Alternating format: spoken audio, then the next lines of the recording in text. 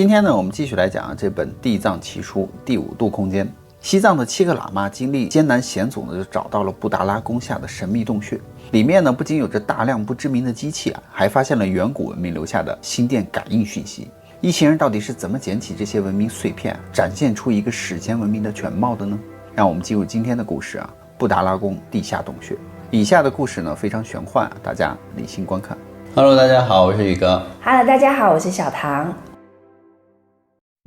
上集就说到呢，罗桑的老师在年轻的时候就发现了一个洞穴，里面有史前文明的遗迹，但是无奈当时不懂呢，匆匆结束了行程。于是这一次7人决定再次去探索史前文明的遗迹，想要发现远古文明更多的秘密。7个人经过艰难的长途跋涉呢，终于就找到了那个神秘的洞穴入口。里面发光的球体和机器呢，让一行人目瞪口呆。有很长一段时间呢，他们安静地站着不动，好像生怕惊动了那些长眠了无数年的东西一样。过了一会儿，绵仰唐达布喇嘛就迈出了第一步，几个人跟着他一起走过坚实的地板，去看看面前的第一部机器。于是他们围绕着他呢，不敢贸然地动它，但是又好奇地想知道这到底是一部有什么作用的机器呢？它的年代已经非常久远了，但是看起来呢，却好像是马上可以用的样子。其他的仪器设备呢，也引起了他们的注意，但是没有什么具体的结果。这些机器呢，对常年待在寺庙的喇嘛而言呢，还是太先进了。罗桑走进地面上的一个小方块平台呢，差不多有3尺之宽，周围有栏杆，旁边一个机器伸出一个看上去很长而折叠着的金属管子，还有一端呢就连接着这块平台。罗桑无意间踏上这一块带栏杆的方块呢，心想不知道会怎么样呢。而这个平台突然抖动了一下，然后就升到了半空中，当时把罗桑吓得半死，紧紧地抓住栏杆，不知如何是好。此时下面的6个喇嘛无能为力地仰头看着他，也不知道怎么把它弄下来。管子伸长呢，把这块平台向发光的球体那边就摆去了。于是他手足无措的由边上就向下望去，看到自己已经掉在了半空中30尺高了，并且还在上升，离光源呢越来越近。忽然咔嗒一声呢，平台停住了，灯呢就在罗桑的面前数尺之处。他伸出手触摸它呢，整个球体像冰一样冷。直到现在呢，他才略微回过神来，四下张望，到底该怎么下去。正在无计可施之际呢，平台又抖动了一下，然后开始下降。不等他碰地呢，他就连忙的跳了出去。落地之后呢，他看到远处的墙边俯蹲着一个石像。罗桑一眼望去呢，只觉得背脊发凉那是一个猫身呀，头与肩膀却是一个女人的像。他的眼睛炯炯有神好像活着似的，面部呢呈半嘲讽的一个表情，不禁得让人毛骨悚然。有个喇嘛就跪在地上，热切地看着一些奇怪的记号。他突然叫道快看，这幅画显示出的人和猫在交谈。很明显呢，这是意识出体在地下世界漫游的一种情形他心中就充满了科学探索的热情仔细的就研读地板上的图画。过了一会儿呢，他说他们好像是象形文字。这位喇嘛受到过很久的训练，他熟读古代文字，要辨识这些呢毫无困难。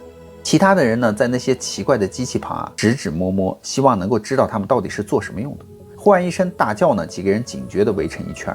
这时候看到那位高高瘦瘦的喇嘛在远处的墙边，他的脸好像卡在一个金属盒子里，他的头低垂呢，整个脸看不见了。2个人就冲过去把他拉出来，于是他愤怒地低吼了一声赶忙向后退去。这个地方非常古怪就连最庄重最有学问的喇嘛呢，都显得手足无措。那位高瘦的喇嘛站到旁边呢，另外一位站到他的位子上呢，他们在那个盒子里就看到了会动的机器。罗桑却因为太矮看不到里面的情形，绵仰唐达普就把他抱起来，朝盒子里的那个眼洞里面看。罗桑根据指示操作呢，把手呢，于是就看见盒子里照出的人和机器呢，在这个厅里面活动的一个情形。里面有一群人在操作这些机器。原来那个能载人上升的光球平台呢，用来当做一种可以移动的梯子而已。几年之后呢，罗桑游览各国之时呢，在世界各地科学博物馆里面都能够看到与这种机器类似的模型。再往前走呢，7个人来到了绵仰唐达普之前讲过的那块会动的墙板面前。绵仰唐达普伸手触摸了墙板呢，吱的一声门开了。在沉静之中呢，这个声音显得非常之大，他们不由得吓了一跳，心生警戒。里面呢是漆黑一片，好像被黑云包住了一般，密不透光。而几个人呢，由地板上面指引一直走到了尽头。刚刚坐下来准备休息片刻呢，突然就是一连串咔啦咔啦之声响起，像是金属在摩擦的那种声音。同时呢，就有一些微光几乎呢无法察觉的悄悄的就进入了这个房间。他们四下张望呢，就看见了更多奇怪的机器。这儿也有雕像，在金属上面还刻画了插图。还没来得及去细看呢，射进来的光线就已经在大厅的中央形成了一个光球，彩色的光呢就乱闪，并且无特别形象的几束光呢也在光球的四周打转，最后就形成了图像。开始的时候呢十分模糊，看不清楚，接着呢变得生动形象和有立体效果起来。原来呢是一段史前地球历史的影像记录。于是呢几个人就专心的看了起来。里面就说呢，在很久很久以前啊，地球呢上至初期时代呢，高山耸立在现在是海洋的地方，而舒适的海边呢则是高山的地带。当时的气候还比较暖和，而且有许多奇异的野兽呢在野地上漫步。当时的世界呢是被亚特兰蒂斯人统治的，他们的科学非常发达，许多奇怪的机器呢在地面滚动，或者是呢在距离地面数尺的高度飞行。而那里还有一个超大的寺庙，大寺庙顶上的尖角呢向天伸展，好像是向天上的云挑战似的。兽与人呢以心电感应的方式还交谈着，可惜这些呢全都不能促成人类的幸福，因为当时的政治家勾心斗角啊，世界被分成了2个集团，相互侵占对方的领土。一般的平民生活呢在猜疑与恐惧的阴影之下，而双方面的祭司呢都宣称啊，只有他们那边呢才是上帝所钟爱的人。一些口出狂言的祭司们呢就宣称自己才是救世主，而两边的祭司呢都鼓励大家去杀敌人是神圣的任务，但是呢又几乎同时祈祷啊，说全世界的人类都是兄弟姐妹。他们没有想到啊，这种毫不合理、互相矛盾的逻辑呢，就造成了兄弟相互残杀的一个局面。接下来呢，7个人就看到了大战爆发，非常的残酷。军队呢有武器保护，比较安全，而老年人、妇女、孩子呢，这些不打仗的人呢，反倒是受最多苦的。罗桑数度看见了科学家在实验室中制造最具威胁力的武器，制造更大的炸弹呢，去向敌人投送。然后呢，一连串的图片显示啊，有一群有思想的人计划设置他们所谓的石舱，也就是他们现在所处的这个史前洞穴了。在里面呢，他们为后代储存了大量的机器，并有一份完全而富有图片的记录，说明他们的文明以及缺失的部分。巨大的机器挖开了石头呢，大群的人就搬来了仪器和机器，光球掉在恰当的地方，惰性的放射物质呢，使这个光100万年都不会熄灭。因为这种物质是惰性的，所以不会伤害人类。但是呢，放射的功效可使光几乎永恒的持续照射。罗桑发现自己能够读懂他们的语言，有旁白的时候呢，也能够以心电感应的方式听懂他们的话。据说呢，曾有一些亚特兰蒂斯人呢，在神明的暗中帮助下呢，乘船逃离了国土，在中国西藏和印度落脚。那么这些亚特兰蒂斯人的后代呢，后来在中亚创建了灿烂的文明。他们中的一部分人后来还向西北和南边迁徙，就成了雅利安人和印度人的祖先。因此现在发现的这些石室呢，被称为石舱。不仅只有这里有一处颠沛流离到世界各地的亚特兰蒂斯人呢，都有留下了这样的遗迹。他们把这些神秘埋藏在埃及的沙漠之中，南美洲的金字塔下面，以及西伯利亚的某处。每一处呢，都以时间来象征，人面兽身做记号。所以被大众所熟知的人面兽身像呢，并非起源于埃及。它的解释如下：在远古以前呢，人与兽能交谈，并且一起工作。猫呢是最完美的动物当时最有能力也最聪明。人也是动物的一种嘛，所以古代的人呢，用大猫的下半身做像，代表了能力与耐力。在上半身呢，他们安排了女人的身体和头，代表了人类的智慧和理性。而身体呢，则表示人与兽在精神和心理上相互沟通影响。这种象征性的像呢，在当时如同现在的佛像、十字架一样普遍。那个时候呢，大海中有大城市漂浮着，由一处到另一处。天空中呢，也有相同大小的东西漂浮，而且移动时呢，一点声音都没有。这些东西呢，也可以飞翔，并且可以计时以高速飞过。在地面上呢，车子离地几寸行驶，以一种喇嘛们不明白的方式支撑在空中。而大桥穿过城市呢，带着细长的钢索，好像是道路似的。他们几个人就继续在看着。忽然空中一道闪光呢，最大的大桥就坍塌了，而桥梁以及钢索呢，全部扭曲。又来了几道闪光呢，大部分的城市呢，瞬间就化为了白炽的瓦斯气而消失了。在这些破坏的上空呢，就形成了邪恶的红云，状似蘑菇，有数里之高。然后城市的影像突然就消失了。现在呢，出现计划制造的石舱的那一群人他们决定要封闭这些石舱了。他们举行了一种古老的仪式，把记忆储存到机器里，然后他们与未来的子民告别，并留下一句话：如果还存在未来人的话呢，请一定要小心，人类可能马上要毁灭自己了。在这些圆顶的石室之中呢，储藏了我们成就以及愚昧的记录，希望对有智慧、发现了又能了解它的后代呢有所注意。说到这儿呢，心电感应的声音就停止了，荧幕呢也就转暗了。喇嘛们无声地坐在那儿，为刚刚看到的事情发愣。后来呢，光线又强了些呢，他们看到的光线是从那间房间的墙壁上射出来的。站起来环顾四周呢，他们发现这个厅也是到处摆满了机器，而且有城市大桥的模型，都是由某种石鼎或者是金属制的材料做成的。它的特质如何，目前无法得知。有些展示品呢，用某种透明的物质盖住，不是玻璃，也不知道到底是什么东西，只知道他们有效的就阻止人们去触碰某些模型。忽然几个人吓了一跳一个悲伤的红眼机器看着他们，向他们眨眼。而罗桑正准备跑过去的时候呢，他的导师米亚唐达普已经一个箭步走到了那个有红眼的机器面前。他向下看着他呢，并搬动把手，红眼就消失了。在一个小荧幕上呢，他们就看到了大厅另外还有一个房间，而且呢，脑中传来了信息：在你们离开时呢，请到那个房间去拿东西封闭你们进来的入口。如果你们还没有进化到能够足以使用我们机器的时候呢，请将此处封闭，完整的留给后来的人。于是呢，7个人沉默地走向了第3个房间。